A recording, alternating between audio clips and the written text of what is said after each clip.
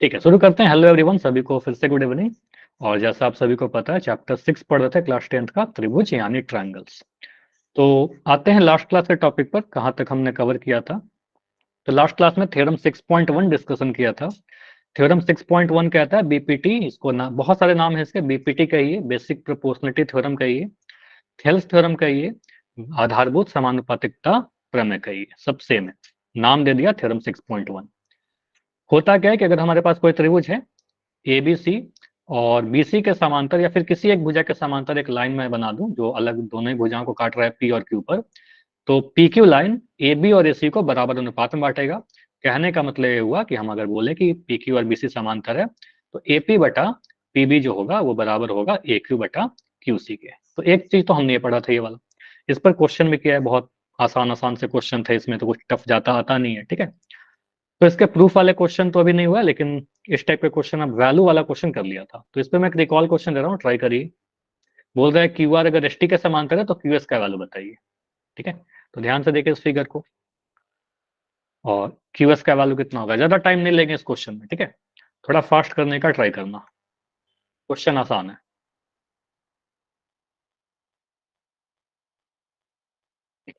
Question काफी आसान है। क्यू एस देखिए कहां पर है, फिगर में बोला गया कि क्लियर क्वेश्चन में क्यू आर जो है वो एस टी के समांतर है, तो क्यू एस बताइए कितना होगा। 10, 24, 15 या 20?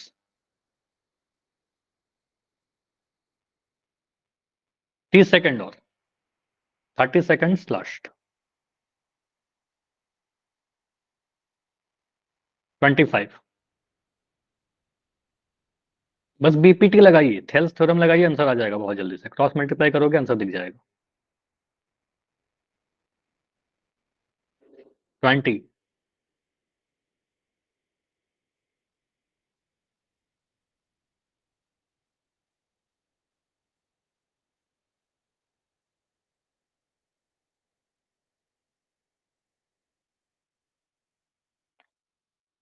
15।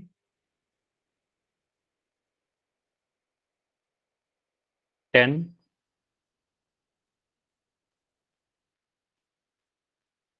5। में कंफ्यूजन हो जाएगा, अभी कुछ आंसर कम आए हैं, थोड़े कम आंसर है। ऐसे जितने आए हैं मोस्टली सही है, लेकिन आंसर और आना चाहिए। चलो 5 सेकंड मेंट कर रहे हैं। 5, 4, 3, 2, 1। ठीक है, यहाँ पर सिंपली आप क्या बोलिएगा, सर अगर हमारे पास एक त्रिभुज बना रखा हो, बोल रहा है क्यू आर एस टी के समांतर है, ठीक है, तो हमने बोला ये क्यू आर लाइन जो है वो एस टी के पैरेलल है। तो यहाँ पर Q और R बिंदु, Q R line P S और पी टी को बराबर अनुपात में बांटेगा। तो बीपीटी के अकॉर्डिंग आप सीधे लिखिएगा एग्जाम में, क्यू आर अगर पैरेलल है एस टी के, तो हम बोल सकते हैं सर पी क्यू बटा क्यू एस, पी क्यू बटा क्यू एस बराबर होगा पी आर बटा आर टी के। यहाँ लिखिएगा बराबर होगा सर पी आर बटा आर टी के। तो पी क्यू कितना है, पी क्यू का लंबाई आपका 5 है, क्यू एस का लंबाई कितना है पता नहीं, तो क्यू एस की जगह पर आप क्यू एस ही रहने दो। ठीक है, पी आर का वैल्यू आपका 3 है, तो पी आर की जगह पर मैंने 3 लिख दिया। आर टी का वैल्यू कितना आपका 12, यहाँ पर मैंने 12 लिख दिया। ठीक है, इसको क्रॉस मल्टीप्लाई करिए, देखिए क्या आ रहा है, या सिंप्लीफाई कर लो, 3 एकम 3, 3 चौके 12। ठीक है, तो क्यू एस इंटू 1 और 5 गुना 4, 5 गुना 4 is equal to Q S into 1 Q S ही आएगा ना, तो यहाँ पर क्या करेंगे सर 20 बराबर क्यू एस। तो क्यू एस का वैल्यू कितना आ गया 20 सेंटीमीटर। क्लियर है, बताइए। तो ऑप्शन नंबर डी दिख रहा है, आसान है। तो क्यू एस का वैल्यू 20 सेंटीमीटर आएगा, 10 गलत है, 24 गलत है, 15 गलत है। और भी कुछ तरीका हो सकता था क्या इसको करने के लिए, अगर एक नंबर का क्वेश्चन है तो इससे भी फास्ट कर सकते थे क्या, एनीवन? हाँ जी, कैसे करेंगे इससे भी फास्ट? सर ये इसका 4 गुना है तो 5 को 4 से गुना कर बस देंगे। इतना ही सिंपल सा है। आप सिंपली बोले सर अनुपात को बराबर रखना है ना, तो अनुपात बराबर रखने के लिए आपको दाएं साइड जो दिख रहा है बिंदु आर पीटी वाले भुजा में, सर 3 का गुण 4 गुना 4 होता है, 3 को 4 से गुना कर देंगे 12 मिल जाएगा। तो यहाँ पे 5 का 4 गुना कर दीजिए, तभी तो अनुपात बराबर रहेगा। तो 5 को 4 से गुना करेगा, 5 चौके 20 आ जाएगा। ठीक है, तो सीधे आंसर 20 सेंटीमीटर आंसर आ गया। ठीक है, तो अगर एक नंबर का क्वेश्चन आएगा तो आप जल्दी से ऐसे आंसर कर सकते थे। ठीक है, अगर 2-3 नंबर का लिखने वाले क्वेश्चन आएंगे तब तो हम पूरा लिखेंगे, ठीक है। ऐसा नहीं कि लिखने वाले में आप सीधे 4 गुना करके आंसर कर देना, ठीक है। तो इस तरीके से आंसर ऑप्शन डी आया। अब आते हैं थ्योरम नंबर 6.2 पर। तो थ्योरम 6.2, प्रमेय 6.2 कुछ नहीं होता, मतलब थेल्स थ्योरम का ही रिवर्स है, कन्वर्स है, उसी का विलोम है। कहता क्या, इसका स्टेटमेंट देखिए, उससे समझ में आ जाएगा।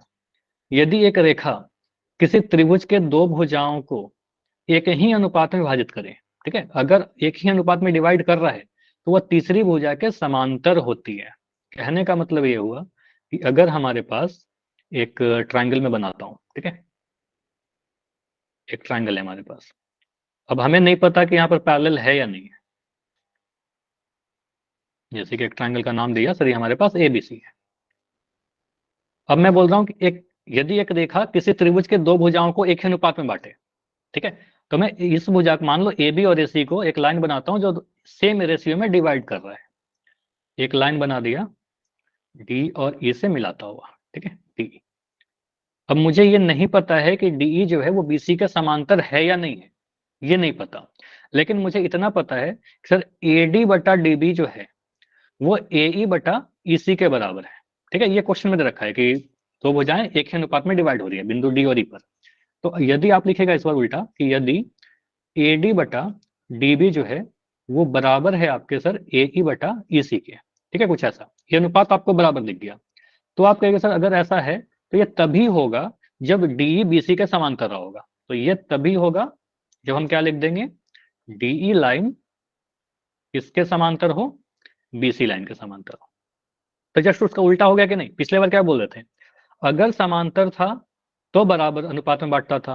अब क्या बोल रहे हैं सर, अगर बराबर अनुपात में बांट रहा है तो समांतर होगा। तो एक दूसरे का कन्वर्स है ये दोनों। क्लियर। तो यहां से क्या समझ में आ रहा है, थ्योरम 6.1 और 6.1, 6.1 और 6.2 एक दूसरे का रिवर्स होता है, ठीक है। तो अगर बराबर अनुपात बांटेगा तो लाइन पैरेलल होगा, लाइन पैरेलल होगा तो अनुपात बराबर होगा, ठीक है। तो ऐसे क्वेश्चन कई बार आपके एग्जाम में पूछते हैं। फॉर एग्जाम्पल मैं यहाँ पर फिगर बना रहा हूँ, एग्जाम्पल से करेंगे, इसी पेज पर करते हैं एग्जाम्पल से, और बेटर क्लियर होगा, दोनों के साथ आपको एक साथ दिख जाएगा। मान लो आपको फिगर ऐसे दिया रखा हो, एक ट्रायंगल बना दिया। यहाँ पर बेसिकली आपके पास जो क्वेश्चन आएंगे चेक करने के लिए बोला कि लाइन पैरेलल है कि नहीं है, ठीक है। मैंने बोल दिया एबीसी, और यहाँ पर एक पॉइंट डी बना दिया, पॉइंट ई बना दिया, ठीक। कुछ वैल्यू दे रहा हूँ कि ए बी का वैल्यू आपको दे दिया 3 मीटर, यहाँ ले लिया 4 मीटर, यहाँ ले लिया 6 मीटर, और यहाँ ले लिया 8 मीटर, ठीक है। मैं बोल रहा हूँ डीई को अगर हम मिला दें, अगर हम डीई को मिलाएं तो मुझे बताइए डीई लाइन बीसी के समांतर होगा कि नहीं होगा, ये चेक करना है आपको। अब देखने में कैसा लग रहा है उसमें जाइएगा, ठीक है। तो आप क्या करिएगा सर, हम बाएं साइड का रेशियो देखते हैं, ठीक है। बाएं तरफ जो आपको दिख रहा है ना एडी बटा डीबी, ठीक है, तो एडी बटा डीबी देखिए। तो आप अगर एडी बटा डीबी निकालिएगा तो क्या मिलेगा सर, 3/4, ओके, ये 3/4 आ गया। आप दाएं साइड से रेशियो निकालिए एई बटा ईसी, ठीक है। तो आपने अगर एई बटा ईसी निकाला तो ये अनुपात कितना आएगा सर, 6/8। और 6/8 करने का मतलब 2×3 = 6, 2×4 = 8, तो ये भी 3/4 ही आ रहा है। तो हमने क्या देखा, हमने ये देखा कि एडी बटा डीबी का जो अनुपात है, बाएं तरफ वाला जो अनुपात है, वही दाएं तरफ वाला अनुपात आ गया एई बटा ईसी के बराबर, ठीक है, अनुपात सेम है। तो हम कहेंगे सर अगर बराबर अनुपात में बांट रहा है बिंदु डी, मतलब डी और ई, तो डी को मिलाने वाला लाइन बीसी के समांतर होगा, ठीक है। तो हम बोलेंगे इसलिए डीई जो होगा वो पैरेलल होगा आपके बीसी के, ठीक है। समांतर है, बराबर नहीं है। क्लियर है। Clear। तो चेक करने के लिए दे सकता है, इस क्वेश्चन करके बताइए। देखिए यहाँ पर क्या लग सकता है, त्रिभुज पी क्यू आर में भुजाओं पी क्यू और पी आर पर क्रमशः बिंदु ई और एफ स्थित है। अब इस तरीके से स्थित है कि पी का लंबाई दे दिया, फिगर में बना दिया था पिछले बार, इस बार फिगर नहीं बनाया गया है। फिगर ड्रॉ करिए और मुझे बनाकर बताइए कि ये पैरेलल है कि नहीं, ई एफ क्यू आर के पैरेलल है या नहीं, पूछ रहा है, बताया नहीं है, आपसे पूछ रहा है, यस या नो।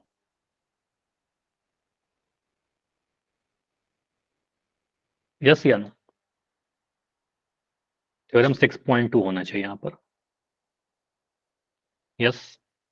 तो यहाँ पर क्या बोलेंगे सर, पहले तो एक लाइन पढ़ के मुझे पता चल गया त्रिभुज पी क्यू आर की बात की गई है। ठीक है, तो ट्रायंगल पी क्यू आर बना लेते हैं।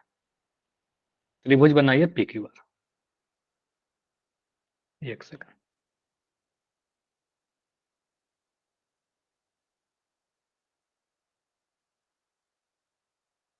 तो पहले मैं ट्रायंगल बना रहा हूं, ट्रायंगल पी क्यू आर, नाम दे दिया।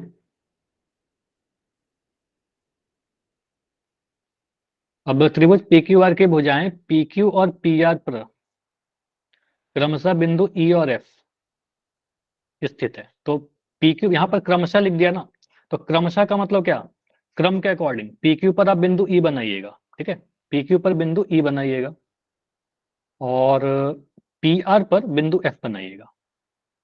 पी आर पर बिंदु एफ बनाइएगा। ठीक है, ये ध्यान रखिएगा कि कहां पर क्या बनाना है। ठीक है, तो पी आर पी क्यू पर हमने बिंदु ई बनाया, पी आर पर बिंदु एफ बनाया, जिस ऑर्डर में लिखा हुआ उसी ऑर्डर को फॉलो करेंगे। अब बोल रहा है यहाँ पर, अच्छा इतने सारे कुछ नए बच्चे जुड़ रहे हैं अभी क्लास में, कुछ और बैच से कुछ बच्चे जुड़ रहे हैं क्या?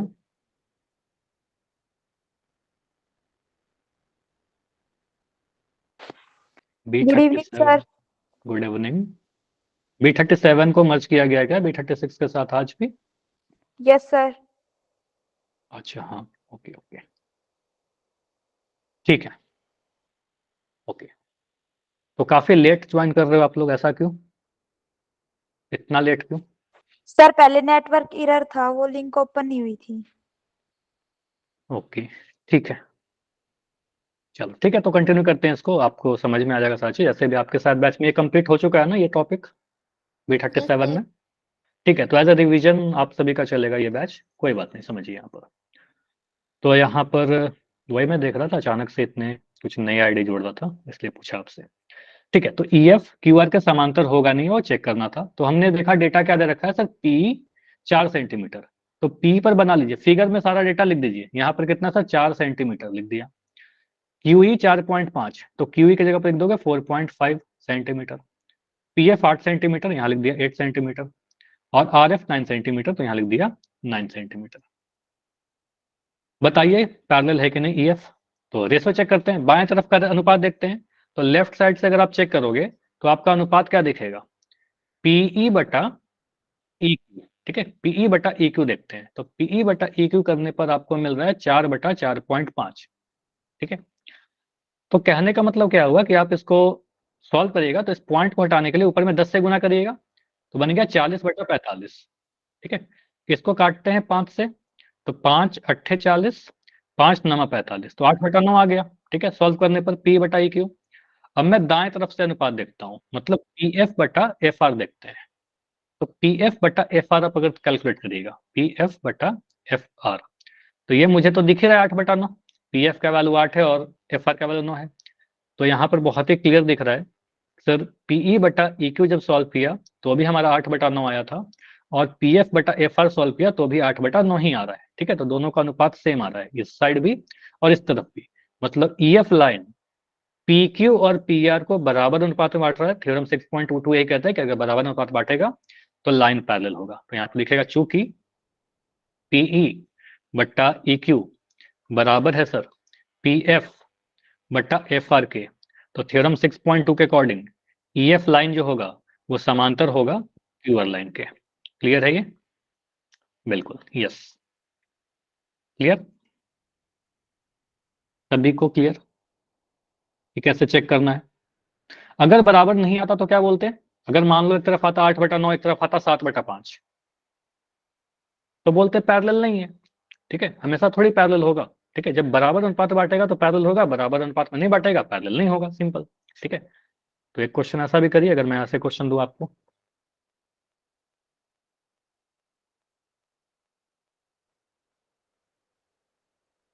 यहां पर एक लाइन पॉइंट दे दिया पी क्यू आर, अब ये दे रहा हूं एम एन। मैं पूछना चाह रहा हूं कि एम एन जो होगा वो पैरेलल होगा क्यू आर के, नहीं या नहीं, यस और नो। ठीक है, डेटा कुछ दे रहा हूं, यहां पर आपका दे दिया 8, यहां लिख दिया 24। ठीक है, यहां ले दिया 6, यहां ले दिया 18। चलिए बताइए।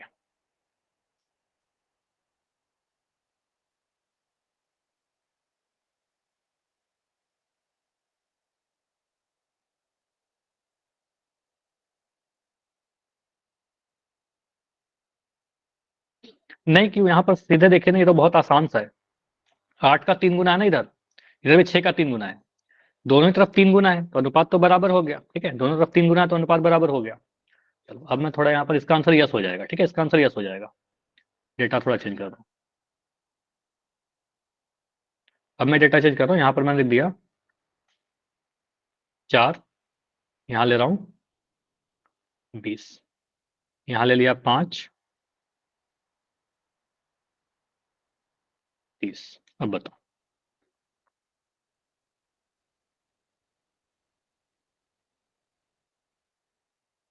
अब यहाँ पर क्या बोलेंगे सर, अगर ऐसा है, ठीक है, तो आप कहेंगे सर अगर लेफ्ट साइड का रेशियो हम चेक करें, ठीक है, इधर का रेशियो चेक करें, तो दिखेगा PM बटा एम क्यू। ठीक है, यहाँ पे आपको दिख जाएगा 4/20, और 4/20 करने का मतलब 1/5, 4×5 = 20 होता है। ठीक है, ये 5 गुना था। लेकिन अगर दाएं साइड से रेशियो चेक करेगा ना, तो PN/NR दिखेगा। ठीक है, PN/NR, तो PN/NR करने का मतलब 5/30, और ये दिख गया सर 1/6। तो यहाँ तो अलग अलग आ गया, एक बार आपका रेशो दिख रहा था 1/5, एक बार रेशो 1/6। तो हम क्या कहेंगे, ऐसा दिखेगा PM/MQ। एग्जाम में ऐसा लिखना होगा PM/MQ, और PN/NR कैसा है, बराबर नहीं है। तो बराबर नहीं के लिए ऐसा लिखते हैं। ठीक है, PM/MQ सर PN/NR के बराबर नहीं है, इसलिए हम क्या बोलेंगे सर, MN QR के समांतर नहीं है। ठीक है, QR के समांतर नहीं होगा। ठीक है, clear? MN is not parallel to QR। तो दो ही टाइप के आ सकते हैं सर, या तो पैरेलल होगा या पैरेलल नहीं होगा। ठीक है, चलिए, तो इस टाइप के क्वेश्चन आएंगे तो कर लीजिएगा, या इसका रिवर्स, जैसे ये थ्योरम 6.1 का क्वेश्चन है। ठीक है, थ्योरम 6.1 का ये करके बताइए, देखते हैं थ्योरम 6.1 अब याद है कि नहीं है। ठीक है, ये करके बताओ। पूछ रहा है कि ईसी की लंबाई बताइए। जब लंबाई पूछेगा तो थेल्स यूज करिएगा, मतलब इस टाइप के क्वेश्चन में। तो ये तो पुराना ही क्वेश्चन हो गया, ट्रायंगल एबीसी की बात की गई है। ट्रायंगल एबीसी की भुजाएं AB और AC पर क्रमशः बिंदु D और E इस प्रकार से है कि AD बराबर 5 सेंटीमीटर, BD बराबर 10 सेंटीमीटर, AE बराबर 7 सेंटीमीटर, और ये पैरेलल दे दिया गया यहाँ पर। ठीक है, तो EC की लंबाई बताइए। 14 आ रहा है। ट्रायंगल एबीसी की बात किया गया, ट्रायंगल एबीसी बना दिया। ठीक है, बहुत जल्दी से आपने ट्रायंगल एबीसी बना लिया। नाम लिख दो यहाँ पर एबीसी।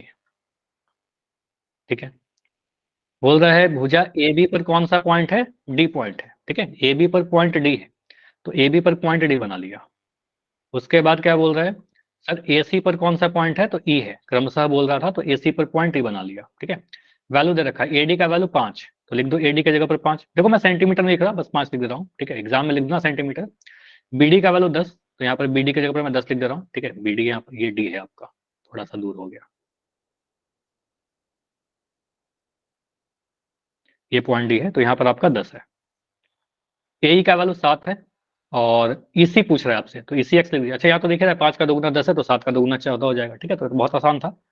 आप सिंपली बोलेगा सर यहाँ पर क्या है, बोल रहा है कि डी पैरेलल है बीसी के, पूछ नहीं रहा आपसे, ये दिया ही गया कि डी जो है पैरेलल है बीसी के। तो डी अगर पैरेलल है आपके बीसी के, तो बोलिएगा सर AD/DB जो होगा वो बराबर हो गए, ये तो बहुत आसान सा क्वेश्चन आ गया, AE/AC। ठीक है, तो AD कितना है आपका 5, DB कितना है आपका 10, AE कितना है आपका 7, EC कितना X, या फिर इसी को इसी रहने दीजिए, कोई फर्क नहीं पड़ता। ठीक है, इसी को इसी ही रहने दो, एक्स मत मानिए। ठीक है, तो यहाँ से आप क्रॉस मल्टीप्लाई करिए, 5 एकम 5, 5 दूनी 10, तो इसी कितना आ जाएगा 14 सेंटीमीटर। क्लियर? आसान था ये। चलिए ट्राई करो फिर अगला क्वेश्चन, या तो 6.1 पर आएगा या फिर 6.2 पर आएगा, दोनों ही एक दूसरे से रिलेटेड है। तो 6.1 का ही लग रहा है, क्योंकि ए की लंबाई पूछ रही है ना, ए की लंबाई पूछ रहा है, इसका मतलब थ्योरम 6.1 रहा होगा। अगर पूछता समांतर है कि नहीं है, यस नो वाला क्वेश्चन होता, तब थ्योरम 6.2 का क्वेश्चन हो जाता। तो देखिए फिगर बनाइए, और एबीसी त्रिभुज की बात की गई है, ए बी पर बिंदु डी है, ए सी पर बिंदु ई है। इतना जल्दी से आंसर मत करो, आराम से करो। ठीक है, फिर कैलकुलेशन में गलती होगा, फिर आप लोग कहते हो सर गलती हो गया, फिर आंसर आप चेंज नहीं कर पाओगे।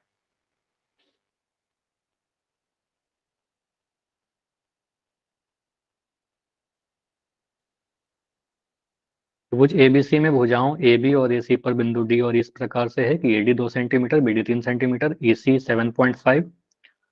आपसे पूछ रहा है AE।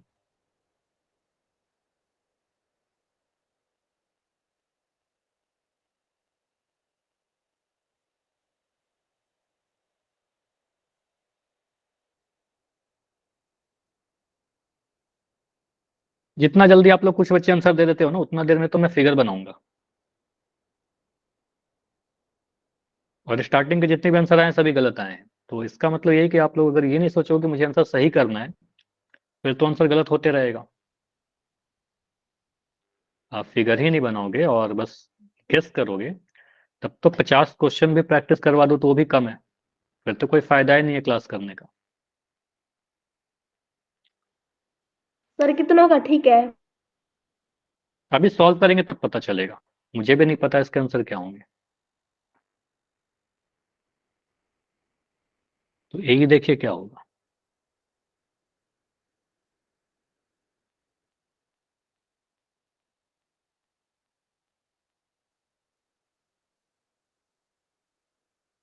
आठ बच्चों का सही है, ठीक है। जितने आंसर बाद में आए ना, वो सही है।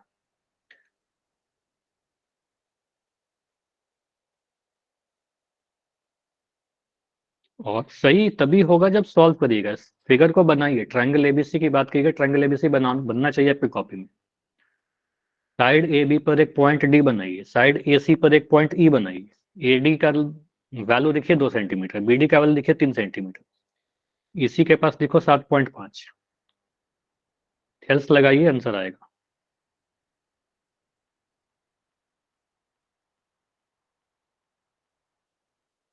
इसमें कैलकुलेशन में गलती हो रही है क्या? आंसर थोड़ा तो गलत हो रहा है इसमें।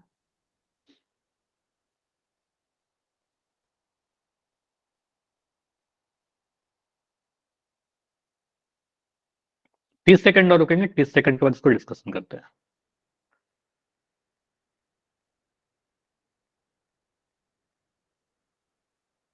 25।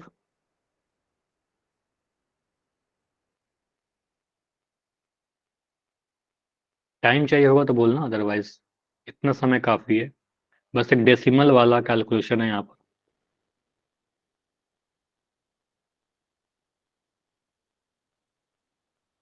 15 सेकंड्स।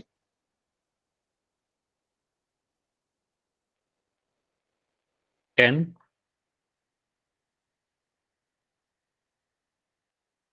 5। 5। 4। 3। 2। 1। तो यहाँ पर पोल को मैं एंड कर रहा हूँ, क्वेश्चन डिस्कशन करते हैं। अच्छा, यहाँ पर जो आंसर आपके हैं वो मैं बता दूं। 14, 6, 12 एंड 3, सबसे ज्यादा जो वोट आया है वो ऑप्शन ए पर आया है, ठीक है।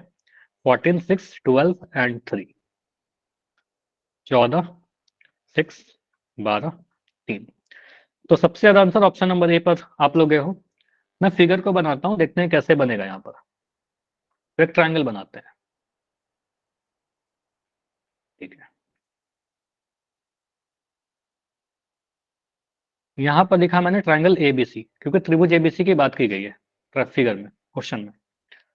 बोल रहा है ए बी साइड पर, यहाँ पर क्लियर है कि ए बी पर कौन सा पॉइंट है, डी है। क्रमशः लिखा ना, पहले ए बी है, यहाँ पर पहले डी है, तो ए बी पर एक पॉइंट डी बना दो, ठीक है। डी बनाया।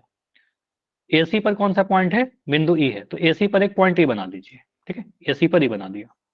इस प्रकार से कि एडी का वैल्यू 2 सेंटीमीटर, तो एडी के पास 2 लिख दीजिए, ठीक है। सेंटीमीटर लिखना है, लिखिए। उसके बाद बीडी का वैल्यू 3 सेंटीमीटर, यहाँ लिख दो बीडी के पास 3 सेंटीमीटर। ईसी का वैल्यू 7.5, तो ईसी के पास 7.5 लिख दिया, 7.5 सेंटीमीटर। एई का वैल्यू आपसे पूछ रहा है, तो एई के पास क्वेश्चन मार्क बना दिया, नहीं पता। बोल रहा था कि डी जो है वो बीसी के समांतर है, तो डी को मिला दिया हमने कि डी लाइन जो है सर वो पैरेलल किसके है, बीसी के। तो डी अगर बीसी के पैरेलल है तो थ्योरम 6.1 लगाइए। आप यहाँ पर लिखेगा सर डीई अगर पैरेलल है आपके बीसी के, तो आप यहाँ पर बोल सकते हो सर बाएं तरफ का जो अनुपात होगा एडी बटा डीबी, एडी बटा डीबी जो होगा वो बराबर किसके हो गया, दाएं तरफ वाले अनुपात के, मतलब एई बटा ईसी के, ठीक है। तो ए बटा ईसी के बराबर हो जाएगा। और इसमें करना ही क्या है, वैल्यू पुट करके सॉल्व करना है। तो एडी का वैल्यू देखिए फिगर में ही दिख रहा है 2, डीबी का वैल्यू देखिए यहाँ पे दिख रहा है 3, ए का वैल्यू नहीं पता तो रहने दो, ए की जगह ए, इसी का वैल्यू 7.5, ठीक है। बस इसको सॉल्व करिए, तो क्रॉस मल्टीप्लाई करेंगे तो क्या दिखेगा, 2 गुना 7.5 बटा 3 बराबर ए, ठीक है। तो 2 को अगर 7.5 से गुना करेंगे तो क्या मिलेगा, 7.5 इंटू 2, 7.5 को आप अगर 2 से गुना करिएगा तो 75 को 2 15। से गुना करिए ना, 75 को 2 से गुना करिए 150, 5 दूनी 10 का 0, हासिल 1, ठीक है। 7 दूनी 14 1 15, ठीक है, तो 150 आया। अब यहाँ पर पॉइंट है तो एक पॉइंट लगा दिया, तो 7.5 का 2 गुना जो होगा वो 15 होगा। अब 15 को 3 से भाग लगाना है, ठीक है, तो ये ए का वैल्यू आ गया। तो ये बताइए ए कितना आएगा, ठीक है, ये छोटा मोटा कैलकुलेशन है 5। तो अगर यहीं पर भी आप लोग का आंसर गलत हुआ है, जो काफी बच्चे का आंसर गलत है, 5 सेंटीमीटर, ए का वैल्यू 5 सेंटीमीटर है, ठीक है, तो ये बिल्कुल आंसर सही है, ऑप्शन नंबर सी। 12 बच्चों का सही है, 14 6 20 3 23 बच्चों का आंसर गलत है, ठीक है, और 12 बच्चों का आंसर सही है। समझ में आया? तो गलती क्या हो रहा है, कैलकुलेशन में गलती हो रहा है या फिर कंसेप्ट में गलती हो रहा है? कंसेप्ट तो बहुत सिंपल सा है, इसमें होना तो नहीं चाहिए यहाँ पर कुछ गलत, बहुत आसान सा क्वेश्चन था, है ना। समझ में आ गया सभी लोग? बताइए, जिनका सही था वो यस लिख के बताइए, जिनका गलत भी हो गया और समझ में आ गया तो यस लिख के बताइए। और कोई डाउट है तो उसमें लिखना है, माइक ऑन करके पूछना है, ठीक है, ओके। तो एग्जाम में ऐसे क्वेश्चन आएंगे, ध्यान से करिएगा, डेसिमल वगैरह कैलकुलेशन का प्रैक्टिस होना चाहिए। यही का वाला 5 सेंटीमीटर। अच्छा, यहाँ पर कुछ गलत है क्या क्वेश्चन में? कहीं पर भी डेटा में सेंटीमीटर नहीं लिख रखा है ऑप्शंस में, तो कुछ अधूरा रह गया है क्या? Yes sir. नहीं, अधूरा नहीं रह गया, देखिए यहाँ पर क्वेश्चन में ही लिख रखा था ना, ए की लंबाई सेंटीमीटर में, ठीक है, यहाँ पर क्वेश्चन मेंशन कर दिया कि सेंटीमीटर में ही ऑप्शन है सारे, ठीक है, तो यहाँ पर मिसिंग नहीं है कुछ, ठीक है, ऐसा नहीं कह सकते कि ऑप्शन में कुछ मिसिंग है, देखिए सारे इंग्लिश में भी और हिंदी में भी क्वेश्चन में ही लिख दिया था कि सेंटीमीटर में सारे डेटा है, ठीक है, तो नहीं भी लिखा हुआ है तो उससे कुछ फर्क नहीं पड़ता, ऐसे यहाँ पर सेंटीमीटर होना चाहिए आंसर के अकॉर्डिंग, ठीक है। चलिए अब आते हैं एक प्रूफ पर, ठीक है, ये क्वेश्चन, ये प्रूफ आपके एग्जाम में कई बार पूछ लेता है, इसको कहते हैं extension of Thales theorem. Thales theorem को थोड़ा आगे हम लोग पढ़ते हैं।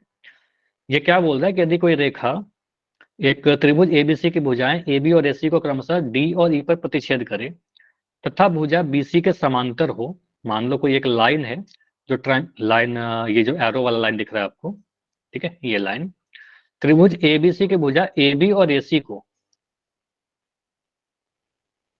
एबी और एसी को दो बिंदु डी और ई पर काट रहा है, ठीक है, जिस तरीके से थेल्स में भी पढ़ा था हमने। तो सिद्ध कीजिए, और अगर ये बीसी के समांतर भी है, डी लाइन जो है वो बीसी के समांतर है, तो हम कह सकते हैं दोनों पैरेलल है। तो सिद्ध कीजिए कि एडी बटा एबी जो होगा, मतलब इस बार पहले क्या करते थे, एडी बटा डीबी बराबर ए बटा ईसी, ऐसा प्रूफ किया हमने, ठीक है, थेल्स थ्योरम कहा था। लेकिन अब प्रूफ करने के लिए आपको क्या बोल रहा है कि एडी बटा एबी जो होगा वो ए बटा एसी के बराबर होगा, ठीक है। तो इसको कैसे करते हैं समझिएगा। देखो, इसको प्रूफ मैं शायद पहले भी करवा चुका हूं आप सभी के क्लास में, जब हम लोग पढ़ रहे थे एग्जाम के लिए, तो इसको फिर से करते हैं कैसे प्रूफ होगा ये। और इसमें एक, कई बार कई भी किताब में ना आपने अलग अलग तरीके से किया होगा, लेकिन मैं आपको जो बता रहा हूँ उसमें कुछ याद नहीं करना होगा आपको। मैं कुछ नहीं बोलूंगा कि आप याद करिए कि यहाँ पर 1 जोड़ेंगे, यहाँ पर उल्टा करेंगे, कुछ मत करो, ठीक है। सिंपली आप इतना देखिए कि इस फिगर के अकॉर्डिंग आप बोल सकते हो त्रिभुज एबीसी में डीई जो है वो पैरेलल है सर बीसी के, इतना तो हमें दिख ही रहा है, डी पैरेलल है बीसी के, तो दिया ही गया है क्वेश्चन में, ठीक है। तो आप बोलेगा चूंकि डीई पैरेलल है हमारे बीसी के, ये दिया गया है, तो थ्योरम 6.1 के अकॉर्डिंग थेल्स प्रमेय के अनुसार हम इतना तो लिख ही सकते हैं कि सर एडी बटा डीबी जो होगा वो बराबर होगा एई बटा ईसी के, इतना तो हमें पता ही है कि नहीं।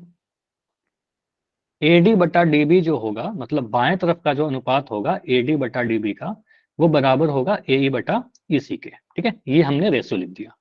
ओके सर, अब आपको क्या देखना है कि सर जो प्रूफ करना है उसको देखते रहिए, और आपका जो आया है उसको देखिए। आपने ये देखा कि सर हमें प्रूफ करना था एडी, यहाँ पर एडी आ गया, तो एडी में कोई छेड़छाड़ नहीं करी, एडी को एडी रहने दो, जैसा है वैसा छोड़ दो। यहाँ पर आपका ए बी है, जबकि आ रहा है डीबी, प्रॉब्लम है सर, हमें प्रूफ करना था ए बी, आपने लिखा डीबी, यहाँ पर ए ही है, बढ़िया, वेरी गुड, हमारा ए ही है, लेकिन आपको प्रूफ करना था एसी और आपने लिख दिया ईसी।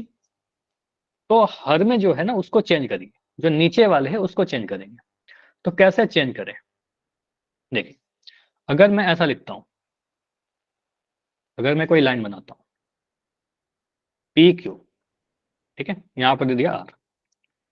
मैं आर क्यू के बारे में आपसे जानना चाहता हूं कि आप आर क्यू को क्या लिख सकते हो, इस आर क्यू को पी क्या हम Q R minus P R, ठीक है, बिल्कुल ऐसा कह सकते हैं सर। अगर आपने ये पूरा पी क्यू का लंबाई आपने बता दिया कि सर ये 20 सेंटीमीटर है मान लो, ठीक है, ये पी आर का वैल्यू मैंने दे दिया कि ये सर 8 सेंटीमीटर है, तो डेफिनेटली आप आर क्यू निकालने के लिए 20 में से 8 घटा दोगे। तो इस फिगर के अकॉर्डिंग हम कह सकते हैं सर आर क्यू जो होगा वो पी क्यू पूरे में से हम पी आर को घटा दे तो इसमें कोई फर्क नहीं पड़ेगा, बिल्कुल ऐसा लिख सकते हैं, आर क्यू को पी क्यू में से पी आर घटा करके लिख सकते हैं। यही आप पीछे करिए, ठीक है। आपने क्या करना है, अब यहाँ पर रटना नहीं है सर किसको करें, बिल्कुल हमें रीजन पता है सर, एडी को छेड़छाड़ नहीं करेंगे, ऊपर वाला तो आ ही चुका है, नीचे वाले को बदलिए, ठीक है। तो हर को बदलिए आप, एडी को एडी रहने दीजिए, बस डीबी को चेंज कर दीजिए, ठीक है। मुझे बताओ डीबी को चेंज करके क्या लिखें, डीबी को क्या लिखेंगे? P minus A D. तो हम कहेंगे सर ए डीबी को लिखे सर इस पूरे ए बी में से इस ए बी ए डी को घटा दीजिए, ठीक है। तो A B minus A D कर सकते हैं, और इससे फायदा क्या होगा कि ए बी के टर्म में कुछ आ जाएगा, और ए बी हमें प्रूफ भी करना था। तो हम कहेंगे सर डीबी को आप लिख सकते हो sir A B minus A D, ठीक है। और उसी तरीके से दाएं साइड भी कर लो, यहां पर आप लिखोगे सर ए ई बराबर ए ई बटा ईसी को क्या लिखेगा, इस ईसी को ए सी माइनस ए ई, ठीक है। एसी में सही घटा देंगे तो हमारा ईसी आ जाएगा। क्लियर? तो ये समझ में आया सभी को? मैं फिर से इसको मिटा कर देख रहा हूं, देखना।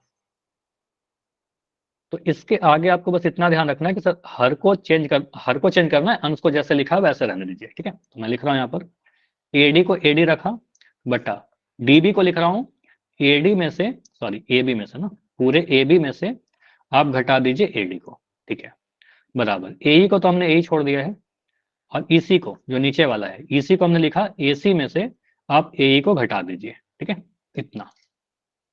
अब यहां तक तो आ गए हैं सर, इसके आगे क्या करें? अब यहां पर आपको थोड़ा चीज ये ध्यान रखना होगा कि कभी हमारे पास ऐसा लिखा हुआ है ए प्लस बी बाई 2, ठीक है। तो इसको हम ऐसा कर सकते हैं क्या, ए बटा 2 प्लस बी बटा 2, बिल्कुल लिखा जा सकता है। अगर मैं लिखता हूं ए माइनस बी बटा एम, तो आप इसको लिख सकते हो सर ए बटा एम माइनस बी बटा एम, ठीक है। ये दोनों ही लिखना बिल्कुल अपने जगह पर करेक्ट है, ठीक है, बिल्कुल दोनों ही सही है, ठीक है। लेकिन अगर मैं ऐसा लिखता हूं ए प्लस बी, या ऐसे लिखो, ऊपर में एक क्वांटिटी लिख दिया और नीचे में लिख दिया पी प्लस क्यू, तो इसको भी हम ऐसा कर सकते हैं क्या, ए बटा पी प्लस ए बटा क्यू, या मैं लिख दू ए बटा एम माइनस एन, तो इसको लिख सकते हैं क्या, ए बटा एम माइनस ए बटा एन, नहीं, इसको देखो मैं लिख के काट रहा हूं, आप लोग भी लिख के काट देना, ठीक है।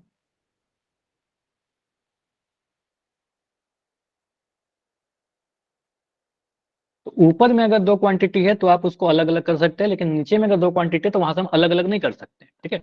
अगर नीचे में दो क्वांटिटी आप नहीं अलग कर सकते, मान लो इसको आप अगर जोड़ोगे तो ये नहीं मिलेगा ना, आप एलसीएम लेके करते हो ना। अगर मैं ऐसा बोलता हूँ कि ए बटा एम प्लस बी बटा एम, तो उसको जोड़ने के लिए आप क्या करते हो, या फिर यहाँ पर सी बटा बी बटा सी कर दिया, तो एलसीएम लेके करते हैं ना, एमसी गुना होता है नीचे में, समझ में आ रहा है, अंश से अंश हर को हर जोड़ते नहीं है, नीचे में एलसीएम आता है, समझ में आ रहा है कि नीचे से हम लोग अलग नहीं कर सकते, ऊपर से अलग कर सकते हैं। तो यही चीज यहाँ पर नीचे में आपके दो टर्म आ गए, तो आप इसको उल्टा तो कर सकते हो ना, रेसिप्रोकल तो कर सकते हो। अगर मुझे पता है कि लिखा हुआ है ए बटा बी बराबर सी बटा डी के, तो अगर मैं बी बटा ए कर दूं, ए को नीचे कर दूं बी को ऊपर कर दूं, तो बन जाएगा बी बटा ए, तो इधर भी आप डी बटा सी कर दीजिएगा। तो दोनों तरफ क्या करिए ना, उल्टा कर दीजिए, ठीक है। तो आप बस इतना करिए, दोनों तरफ रेसिप्रोकल कर दीजिए। तो यहाँ से आप लिखोगे sir A B minus A D कर दिया, नीचे वाले को ऊपर कर दिया, और ए डी को नीचे कर दिया। क्यों कर रहे हैं ऐसा, ताकि हम अलग कर पाए, ठीक है। और इसको ऊपर कर दिया, ठीक है। तो ए सी माइनस ए कर लिया इधर साइड भी, और यहाँ पर नीचे में ए कर लिया। अभी तक आपको कुछ याद नहीं करना पड़ा होगा, ठीक है। तो यहाँ पर मैं जब एक रीजन के साथ एक स्टेप बाय स्टेप बढ़ते जा रहे हैं। अब यहाँ से आप अलग करोगे, क्योंकि आपको पता ही है बीच में माइनस का साइन ऊपर में आ गया, यहाँ भी माइनस का साइन ऊपर में आ गया। ऊपर में अगर दो टर्म है तो अलग अलग किया जा सकता है। तो यहाँ से आप क्या बोलिएगा, सर ए बी बटा ए डी जो आएगा minus A D by A B, इसको लिख सकते हैं A D by A D, ठीक है, बराबर ए सी बटा ए, अलग अलग लिख दिया, ए सी बटा ए माइनस ए बटा ए, ठीक है। यहां तक मैं आपसे पूछ रहा हूं कि m को m से भाग लगाने पर क्या मिलता है, 2 को 2 से भाग लगाने 1। पर क्या मिलता है, 1 मिलता है। तो किसी भी क्वांटिटी में सेम क्वांटिटी से डिवाइड करेंगे 1 मिल जाएगा, ठीक है। तो वही चीज यहाँ पर दिख रहा है मुझे एक स्टेप में, सर ए डी बटा ए डी, और कहीं पर दिख रहा है ए ई बटा ए ई, ठीक है। तो इसके आगे मैं अगले पेज पर लिख रहा हूँ, पिछले वाले पेज का जो कंटेंट है वो यहाँ लिख रहा हूँ, A B minus A D, जो लास्ट स्टेप था हमारा वो ऐसा आया था, ए बी बटा ए डी, ठीक है, माइनस ए डी बटा ए डी, यही लिखा हुआ था, बराबर ए सी बटा ए ई माइनस ए ई बटा ए ई, एक सेकंड, ए ई बटा ए ई, तो यहाँ पर है आपका ए ई बटा ए ई। ये पिछला वाला इक्वेशन था जो हमने लिखा। अब इससे आप क्या करिएगा, सर यहाँ से हमें क्या दिख रहा है, सर ए बी बटा ए डी, ए बी बटा ए डी माइनस का 1, ए डी से ए डी कटा 1 आ गया, बराबर। अच्छा यहाँ पर काट के हटा मत देना, अगर मैं 5 बटा 5 लिख रहा हूँ तो काट के ये 1 आएगा, ऐसा नहीं कि आप काट के 0 कर दीजिएगा, A B minus A B बटा ए डी माइनस 1 लिखिएगा। यहाँ पर आप बोलोगे sir A C by A E minus का ए ई बाई ए ई कटेगा तो यहाँ पर 1 आ जाएगा, ठीक है। दोनों तरफ माइनस वन आया। अब यहाँ पर दोनों साइड एक LHS में -1 है और एक RHS में -1 है, ठीक है। तो आप इस -1 को उधर ले जाओ, चाहे इस -1 को इधर ले आइए, ठीक है। आप लेकर नहीं जाएंगे, लिख कर नहीं दिखाएंगे, बस हमें मन में सोचना है कि सर अगर -1 को उधर लेकर जाएंगे तो +1 बनेगा, -1 + 1 0 हो जाएगा, या फिर दोनों तरफ सेम ही क्वांटिटी है और उनके साइन भी सेम है, तो सीधे मैं इसको कैंसिल कर सकता हूँ क्या, इसको कैंसिल कर सकते हैं जी, पूरा कट कर, और ये कट करके 0 हो गया, उधर गया तो +1 हो गया। तो सीधे यहाँ से आप बोलिएगा सर ये क्या आ रहा है, A B by A D बराबर ए सी बाई ए, ठीक है। प्रूफ हो गया क्या जो हमें प्रूफ करना था, नो यस सर। और नो, अभी नहीं प्रूफ हुआ है, थोड़ा चीज और प्रूफ करना है, मतलब थोड़ा सा अंतर है। हमें जो प्रूफ करना था उसमें ए डी ऊपर था ए बी नीचे था, ठीक है, तो कर लीजिए उसको। आप क्या करिए, इसका रेसिप्रोकल कर दीजिए, इसी का रेसिप्रोकल प्रूफ करना था, मतलब इसका व्युत्क्रम।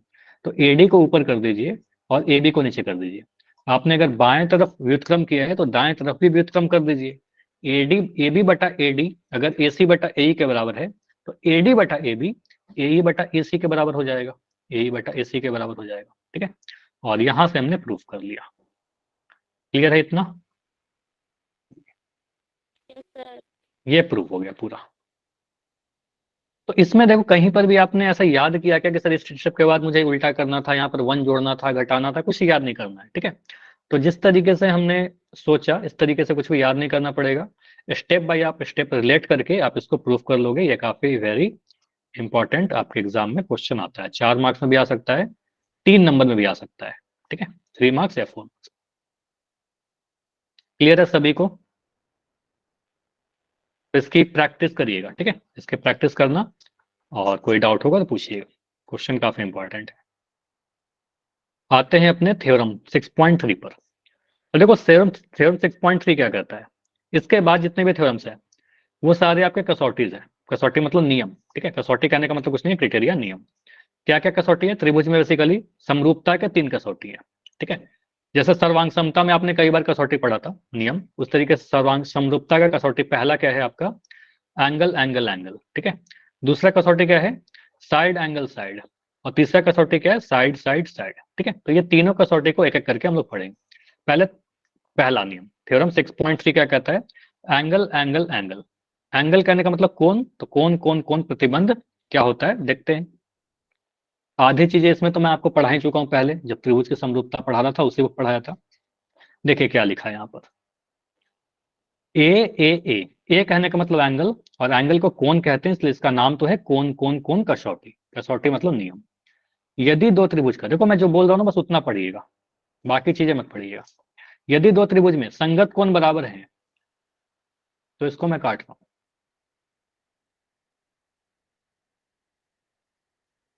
ठीक है, पढ़िए क्या लिखा हुआ है। यदि दो त्रिभुज में संगत कोण बराबर हैं तो ये त्रिभुज क्या होंगे, समरूप हो जाएंगे। पहले पढ़ा है कि नहीं पढ़ा है ऐसा?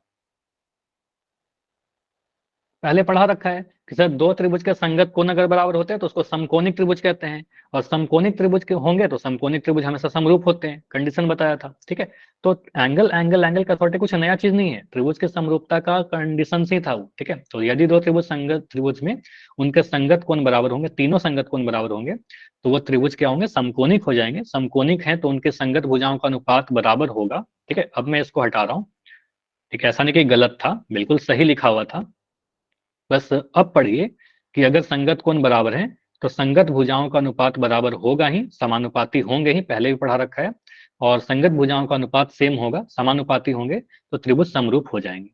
तो यहाँ पर इस नियम के अकॉर्डिंग जो समरूप हो रहा है, इस नियम को क्या कहते हैं? क्योंकि हमने कोण बराबर किया, तीनों ही कोण बराबर किए, तो कहेंगे सर तीनों कोण बराबर है तो एंगल एंगल एंगल कसौटी लगा देंगे। ठीक है, कुछ ऐसा लिखेगा आपके एग्जाम में, मान लो यहाँ पर दे दिया कि ये कोण 50 डिग्री, और यहाँ पर भी दे दिया 50 डिग्री, ये कौन दे दिया मैंने 80 डिग्री, यहाँ पर भी दे दिया 80 डिग्री। अब कितना बच गया मेरा? तो 50 डिग्री यहाँ भी आ लो। ठीक है, 50 डिग्री, या इससे थोड़ा डेटा चेंज कर दीजिए। दो एंगल सेम रह सकता है लेकिन अभी स्टार्टिंग के लिए मैं चेंज कर रहा हूँ। 70 डिग्री और यहाँ 60 डिग्री, यहाँ भी 70 डिग्री और यहाँ 60 डिग्री।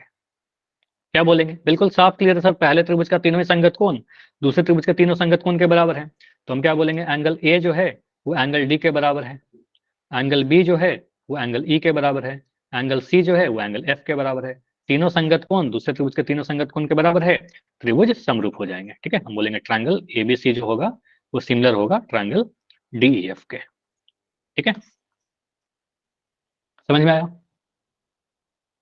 देखो इंपॉर्टेंट क्या है, इंपॉर्टेंट ये नहीं कि आप त्रिभुज समरूप है या नहीं ये बता पा रहे हो, वो तो बहुत आसान है। ठीक है, वो देखना बहुत आसान है, नाम कैसे लिखते हैं वो इंपॉर्टेंट। तो निष्कर्ष पर आने के पहले और भी चीजें इसमें देखते हैं, जैसे कि यहाँ पर फिगर को मैं थोड़ा अलग अलग तरीके से बनाकर बताता हूँ।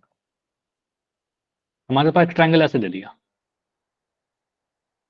एक ट्रायंगल ऐसे दे दिया, इसके कोण मैं लिख रहा हूँ, कुछ कुछ कोण का वैल्यू देता हूँ ए बी सी, और यहाँ लिख दिया पी क्यू आर। मैं लिख रहा हूँ ये कोण 70 डिग्री, यहाँ 30 डिग्री, और यहाँ पर 80 डिग्री।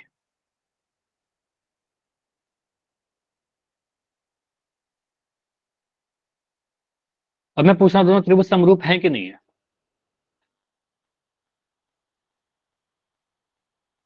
समरूप है या नहीं?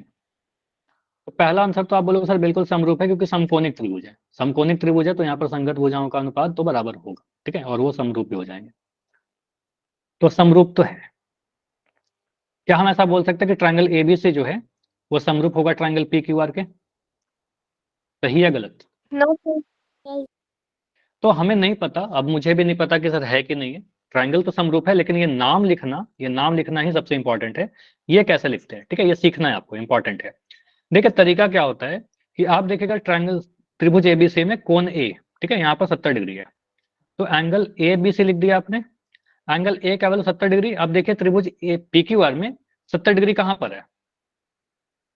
एंगल आर पर। ठीक है, तो आर लिख दिए कोण ए के नीचे। ठीक है, ए के नीचे आपने आर लिख देना है। ठीक है, इतना करना है। अब देखिए बी, बी का वैल्यू कितना, 80 डिग्री। बी किसके बराबर है? 80 डिग्री, और कहां पर है? पी पर, है ना? तो कहेंगे सर बी जो है वो पी के बराबर है, तो बी के नीचे पी लिख देना है आपको। ठीक है, सी कितना है? सी आपको दिख रहा है 30 डिग्री। सी किसके बराबर है? सी बराबर है आपके क्यू के। ठीक है, सी बराबर है आपके क्यू के, तो बोलेंगे सी के नीचे क्यू लिख देना है। तो आप बोलेंगे सर आपको लिखना क्या होगा, ट्रायंगल ए बी सी आप लिख रहे होगा, तो बराबर हो जाएगा ट्रायंगल त्रिभुज आर पी क्यू के समरूप हो जाएगा। ठीक है, तो इस तरीके से नाम लिखेंगे तो सही होगा, त्रिभुज ए बी सी समरूप होगा त्रिभुज आर पी क्यू के। ए के नीचे आर लिख दो, बी के नीचे पी लिख दो, सी के नीचे आर क्यू लिख दो। ठीक है, ये दोनों आपस में बराबर, ये दोनों आपस में बराबर, ये दोनों आपस में बराबर, संगत कोण बराबर होते हैं। ठीक है, समझ में आया? Yes sir. तो इस तरीके से नाम लिखेंगे अगर एबीसी पी क्यू आर के। अच्छा मुझे बताओ इससे गलती क्यों हो जाता है? मान लो अगर हम ऐसे लिख ही दे एबीसी पी क्यू आर के समरूप, तो क्या इशू हो जाएगा? क्यों गलत हो जाता है? सर अगर ये सिमिलर हैं तो इनके संगत कोण बराबर होंगे। संगत कोण बराबर होंगे, और यहां से संगत कोण बराबर नहीं दिखते हैं। ठीक है, इस वाले नाम से ना क्या होगा, कोई बच्चा कंफ्यूज कर देगा कि सर ए पी के बराबर है, जबकि देखिए दोनों में फिगर में तो ए पी के बराबर नहीं है। ए यहाँ पर 70 डिग्री है जबकि पी यहाँ पर 80 डिग्री है, तो ये गलत हो जाएगा नाम। ठीक है, दूसरा इशू, एक तो ये इशू बता दिया। सेकंड इशू ये है सर संगत, अगर त्रिभुज समरूप है तो उसके संगत भुजाओं का अनुपात बराबर होगा। तो हम आगे जाकर के ये भी तो लिखेंगे संगत भुजाओं का अनुपात, तो हमें इस तरीके से लिखना होगा। क्या लिखना होगा सर? यहां से आपने अगर ए बी लिया तो ए बी के नीचे कौन सा भुजा का अनुपात लिखोगे आप? आरपी लिखना होगा। ठीक है, तो ए बी का नीचे आपको आरपी लिखना होगा। ठीक है, यहां पर अगर मैं बीसी लेता हूं तो बीसी के नीचे आप क्या लिखिएगा? P P Q. क्यू। ठीक है, पी क्यू लेंगे। तो ये ऑर्डर बड़ा इंपॉर्टेंट है। यहाँ पर आप देखो अगर ए बी ले लोगे तो यहाँ पर ए बी के नीचे पी क्यू आ जाएगा, जबकि वो गलत हो जाएगा। ठीक है, तो इस तरीके से नाम लिख ही नहीं सकते। संगत ना भुजा बराबर आता है, मतलब संगत भुजा आमने सामने नहीं आता, ना ही संगत को आमने सामने आता है। मतलब रैंडम लिख दोगे तो आपको नाम से लिखना होगा ए बी के नीचे आरपी, बीसी के नीचे पी क्यू, और यहाँ पर आपने ए से लिया तो यहाँ से आपने आर क्यू लेना है, तो ये बराबर हो जाएगा ए सी बटा आर क्यू के। ठीक है, तो ये समझ में आया कि संगत भुजाओं का अनुपात हम बराबर लिख सकते हैं, ऐसा भी होगा। ठीक है, क्या आप किसी भी कसौटी से समरूपता बताइए, भुजाओं का अनुपात तो बराबर हो ही जाएगा। चलिए, तो अगर अच्छा यहाँ पूछे कौन सा कसौटी लगा तो क्या बोलिएगा? कसौटी कौन सा लग गया? Angle angle. तीनों ही कौन बराबर किया, तो एंगल एंगल एंगल कसौटी लगा। ठीक है, क्वेश्चन तो आपके एग्जाम में एक एक नंबर का आएगा, बोलेगा कौन सा कसौटी लग रहा है। ठीक है, तो वहां पर आप बता दीजिएगा एंगल एंगल कसौटी। यस रहेगा तो साइड, साइड की तो कुछ बात हुई नहीं यहाँ पे। चलो अगर ऐसा फिगर बनाता हूँ,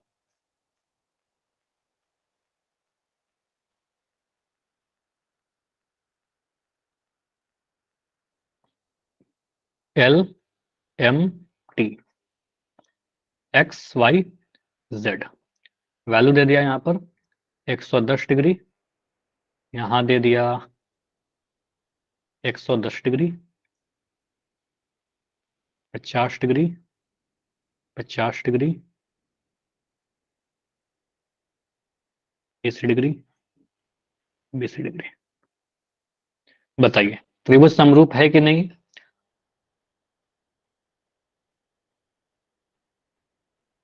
त्रिभुज समरूप है। हाँ, तो फिर नाम कैसे लिखें?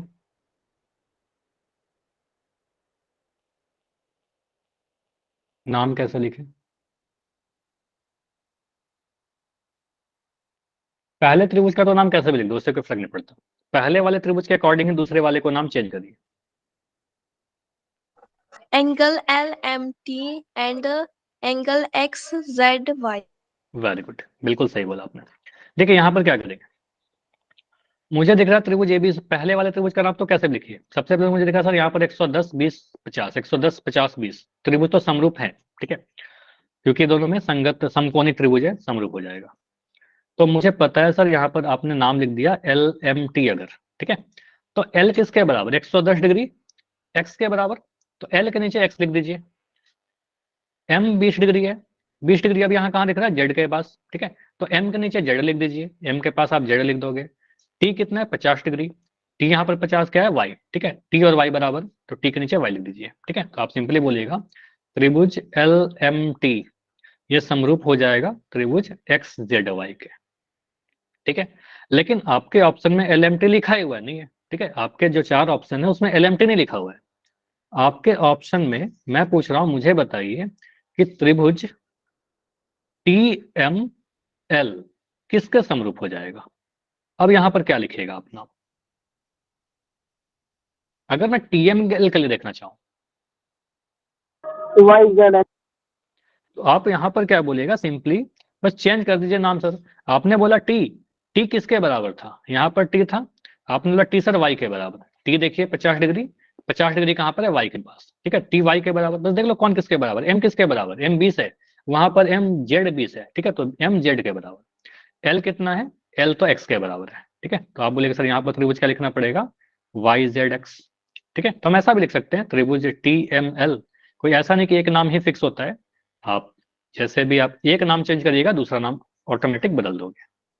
ठीक है, यह भी सही है और यह भी सही है। क्लियर है? बोलिए। अब यहां पर अगर ये अगर ये दोनों त्रिभुज समरूप हैं तो इनके संगत भुजाओं का अनुपात भी बराबर होगा ना। संगत भुजाओं का अनुपात भी बराबर होगा। ठीक है, तो अगर मुझे संगत भुजाओं का अनुपात बराबर लिखना हो तो हम कैसे लिखेंगे? तो हमें लिखना पड़ेगा कि अगर आप यहां से एल एम ले रहे हो सर, ठीक है, यहां से आप एल एम ले रहे हो तो उधर से क्या लीजिएगा? X Z. ठीक है, एल एम पर डिवाइड करोगे एक्स जेड के साथ, बस ये लिखने के लिए सीखिए। बराबर, यहां से अपने अगर एम टी लिया तो उधर से क्या लेंगे? Z Y. Z Y. तो एम टी को आप भाग लगाओगे जेड वाई के साथ। ठीक है, उसके बाद क्या बच गया? L T. ठीक है, अब देखो ये लिखने के लिए मैं फिगर को कहाँ देख रहा हूँ? फिगर को देख भी नहीं रहा। ठीक है, बस नाम को देख रहे हैं, एल टी। और उधर से क्या आ जाएगा? X Y. ठीक है, तो हमेशा इस ऑर्डर में लिखना होगा आपको, संगत भुजाओं का अनुपात बराबर होगा। क्लियर? बोलिए। ठीक है, चलिए तो एक क्वेश्चन में दे रहा हूं पोल सेक्शन में, ट्राई करना। एक सेकंड, अभी थोड़ी देर के लिए सारी स्क्रीन रुकी होगी, पहले आप इसका पोल करिए, फिर और कुछ क्वेश्चन करेंगे प्रूफ वाले। तो पहला क्वेश्चन जो एक नंबर का है वो तो बहुत सिंपल सा क्वेश्चन है आपके लिए कि इन दोनों त्रिभुज में कौन सा कसौटी लग रहा है। अच्छा, यहाँ तो ये भी नहीं पूछ रहा आपसे कि समरूप है कि नहीं है। ठीक है, क्योंकि ये तो क्लियर है ना कि पूछ रहा है कौन सा कसौटी लग रहा है, इसका मतलब समरूप तो दे ही दिया। एक सेकंड, बस पोल ऑन कर दे रहा हूं।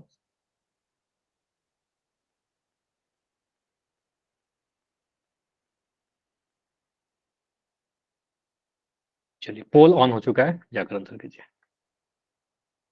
ये तो क्वेश्चन में बोल दिया है कि एबीसी और पी क्यू आर समरूप हैं, क्योंकि कसौटी पूछ रहा है तो समरूप होगा, तभी तो कसौटी पूछ रहा है। तो कसौटी कौन सा लग रहा है यहाँ पर? तो ये आप अभी तो आपने सिर्फ एक ही कसौटी पढ़ा है ना, तो और भी आसान है आपके लिए। लेकिन एग्जाम तक जाते जाते आप side angle, side angle, angle angle, side side side, ये सारे कसौटी पढ़ लोगे।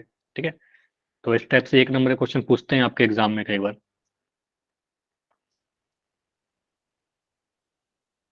तो इसमें तो टाइम नहीं लगना चाहिए और गलत भी नहीं होना चाहिए। 25 सेकंड और रुकेंगे, 25 सेकंड के बाद इसको एंड करके कुछ और नया पढ़ेंगे। 20 सेकंड, 15 सेकंड। अच्छा, राम कुमार यादव के नाम से एक बच्चे, आपका कैमरा ऑन है, कैमरा बंद कर लीजिए, एंड माइक भी आपका ऑन है।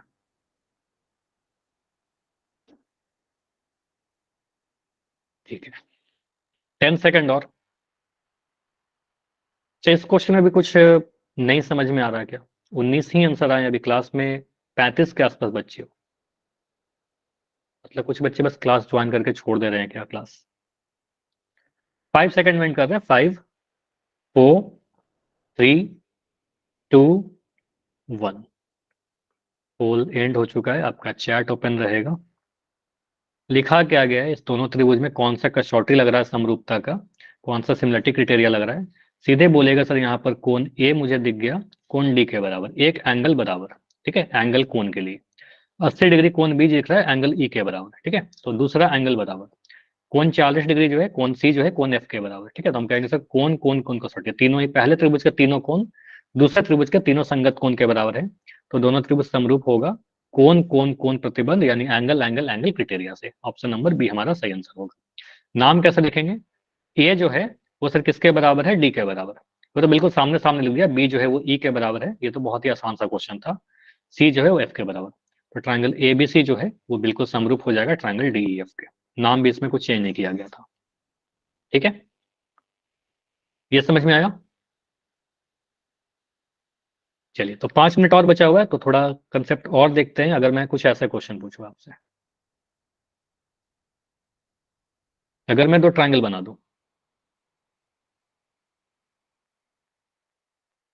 और यहां पर मैं एक कोण दे दिया, मान लो इसका नाम दे दिया ए बी सी, इसका नाम दे दिया पी क्यू आर। ठीक है, ये कोण दे रहा हूं मैं आपको 80 डिग्री, ये कोण दे दिया मैं आपको 40 डिग्री। ठीक है, ये कोण दे दिया 80 डिग्री, ये कोण दे दिया 40 डिग्री। क्या ये दोनों त्रिभुज समरूप होंगे? Yes sir. क्यों होंगे? तीनों कोण तो बराबर मुझे नहीं दिख रहा। एंगल तीन- कसौटी के द्वारा। एंगल कसौटी, ठीक है। तो एंगल कसौटी मैंने नहीं पढ़ा है, लेकिन यहाँ पर समझिए, अगर दो कोण बराबर होगा, ठीक है, अगर मैं दो कोण बराबर देख रहा हूँ कि सर अभी आपने पढ़ा है कि सर तीनों कोण बराबर होंगे तो समकोणिक हो जाएगा और त्रिभुज समरूप हो जाएगा। तो अगर दो कोण बराबर होगा तो क्या होगा? अगर आप दो कोण बराबर कर दियो, 80 डिग्री 40 डिग्री, यहाँ भी 80 40 डिग्री, तीसरा कोण निकाल सकते हो ना। अगर मैं निकालना चाहूँ कोण सी, तो कितना आएगा? बोलिए, कोण सी कितना आएगा? 60 त्रिभुज के डिग्री। 60 डिग्री। कोणों का जो योग होता है, कोणों का जो योग होता है किसी भी त्रिभुज में, वो 180 डिग्री होता है, ठीक है। सभी तीनों कोणों को जोड़ने पर 180 मिलना चाहिए। अब मैं पूरा लिख नहीं रहा, लेकिन मुझे पता है 80 और 40 को जोड़ने पर 120 मिलेगा, 80 40 को जोड़ने पर 120 मिलेगा। 180 में से 120 घटाएंगे तो तीसरा वाला कोण निकल कर आ जाएगा, जो कि मुझे दिखेगा 60 डिग्री का। तो यहाँ पर मुझे पता है कोण सी जब निकालेंगे तो 60 डिग्री का आ जाएगा, ठीक है। अब त्रिभुज पी क्यू आर में अगर मैं कोण आर निकालूं तो यहाँ भी तो 80 40 है ना, तो इसका तो मजबूरी है ना कि ये 60 डिग्री आए। तो दो कोण बराबर है, तीसरा कोण ऑटोमेटिक बराबर होगा कि नहीं होगा? उसकी मजबूरी है, ठीक है। तीनों कोण बराबर होगा ही अगर दो कोण बराबर है तो आप अगर दो कोण भी बराबर आप देख लेते हो ना, तो तीसरा कोण मत निकालिएगा। आप कहोगे सर एंगल कसौटी से, ठीक है। तो एंगल कसौटी से दोनों त्रिभुज क्या हो जाएंगे? समरूप हो जाएंगे, ठीक है। नाम कैसे लिखेंगे यहाँ पर? इसको कहते हैं एंगल कसौटी, कोण प्रतिबंध या कसौटी। यहाँ पर वही काम करिए। आपने लिखा सर ABC अगर लिख दिया, तो ए के नीचे क्या 40 डिग्री ए है, ए के नीचे क्यू लिख दीजिएगा, क्यू के बराबर। बी किसके बराबर? 80 डिग्री, बी के नीचे पी लिख दीजिए, सी और आर बराबर, ठीक है। तो आप क्या बोलेगा?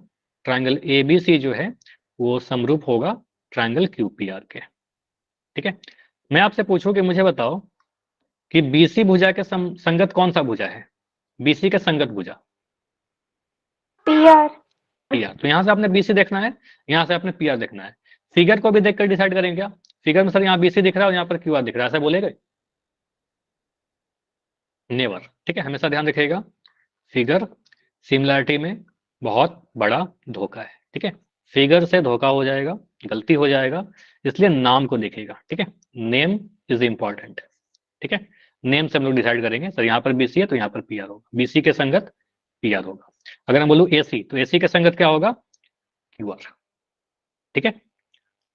चलिए, तो आप बोल सकते दोनों त्रिभुज समरूप हो जाएगा। चलिए, इसके में एंगल कसौटी अगले क्लास में भी देखेंगे। इससे में कोई डाउट है अगर आज के क्लास में तो बताइए। कुछ और कसौटी, इसके नियम, प्रूफ वाले क्वेश्चन अगले क्लास में डिस्कशन करते हैं। डाउट नहीं है तो लेफ्ट कर सकते हो अभी। Good bye.